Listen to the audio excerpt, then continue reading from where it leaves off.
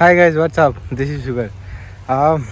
இப்போ வந்து இந்த குதிரைக்கு பில்லுக்காக வந்திருக்கோம். ஏன்னா நம்ம கிட்ட வந்து அந்தளவுக்கு லேண்ட் இல்லை.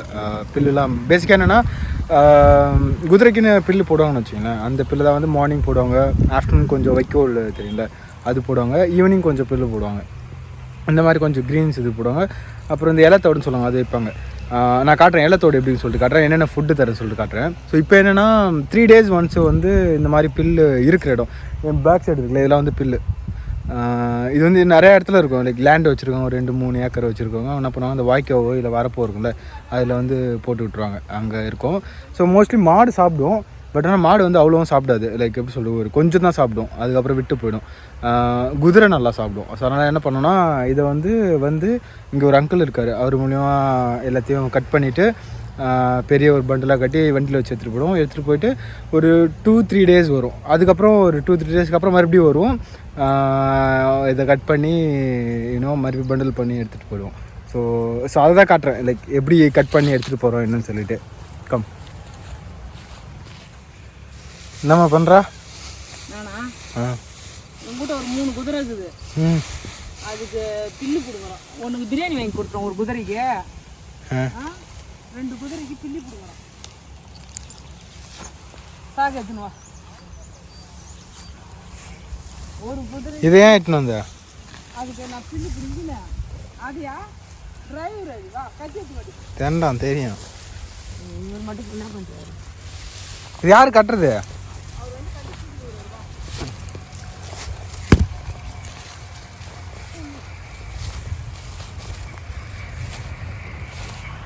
என்னாச்சு அங்கிள்? டைம் பார்க்குறாரா? சரி, இந்த சைஸ் இருக்கும் கொஞ்சம். இது நல்லா சாப்பிடும், வேஸ்ட் பண்ணாமல் சாப்பிடும்.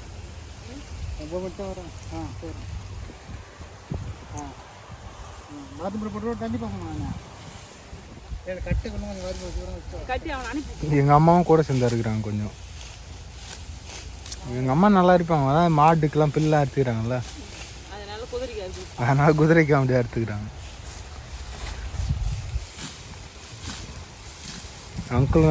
அங்கிள் தான் ஸ்பீடாக இருக்கிறாரு. யார் வீட்டு கொல்லின்னு தெரில, அவங்க வீட்டு கொல்லி தான் அங்கே இருக்குது.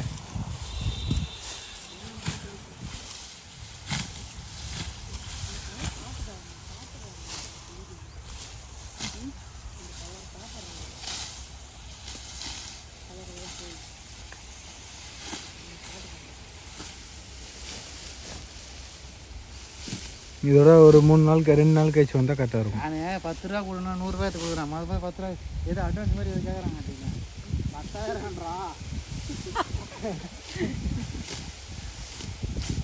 10,000 எதுவும் சொல்லலை. இது வீடியோ ரெக்கார்ட் ஆகிருக்குது. அவர் பார்த்துட்டாருண்ணா, நீங்கள் சொல்கிறீங்களா? அவரு ஏன் பார்க்குறாரு?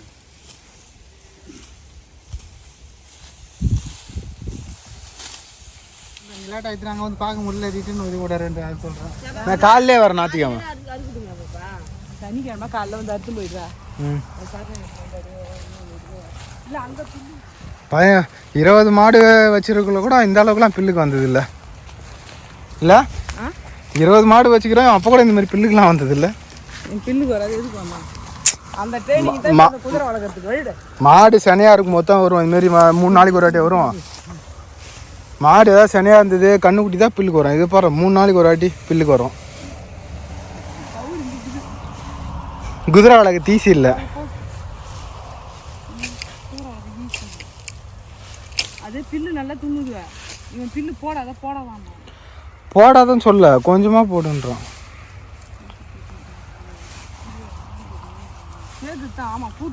ஆனால் இது கட்டுறதும் கஷ்டம்.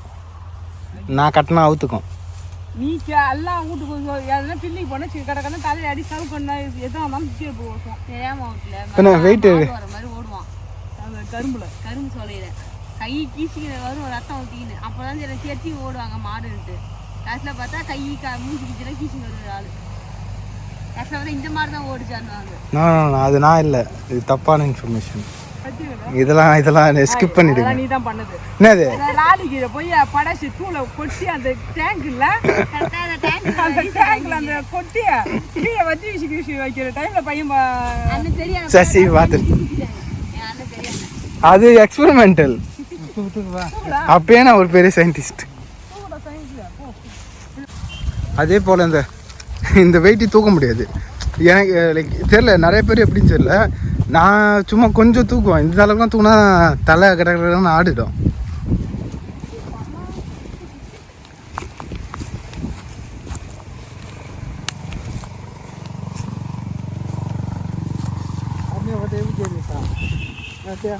சாரணியா குப்பை பொறுக்கிற மாதிரி, ஊரில் குப்பை பொறுக்கிற மாதிரி.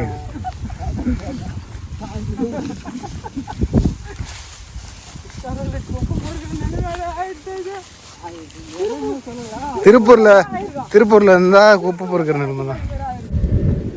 என்னடா பண்ற? குரல் கொடுக்குறாங்க இல்லவா?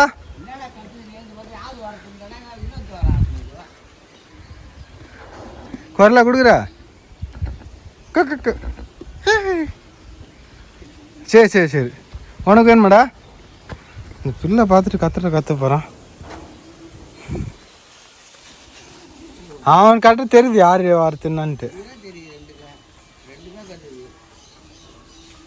அதுதான் குட்டி இதுமாரி குட்டியாக வாங்கி வளர்த்தா இன்னும் பாசமாக இருக்கும்.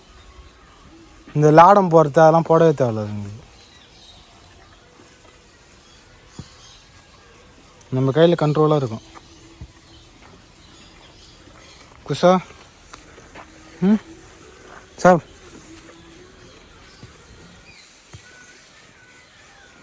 அவன் நல்லா சாப்பிட்றான்.